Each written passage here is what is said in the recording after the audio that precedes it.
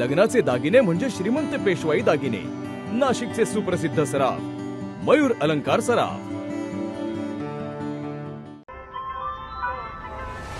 ताज्या बातम्यांसाठी नाशिक न्यूजच्या YouTube चॅनलला सबस्क्राईब करा आणि बेल आयकॉनला प्रेस करा.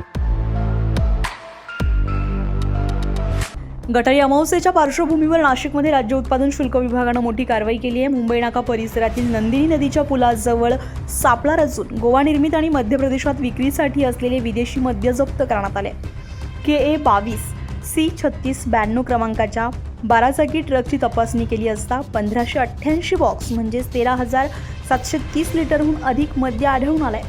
मद्य, ट्रक आणि मोबाईल असा एकूण 2,14,74,600 रुपयांचा मुद्देमाल जप्त करण्यात आला. या प्रकरणी ट्रक चालक रमेश कुमार बिश्नोई याला ताब्यात घेण्यात आलाय.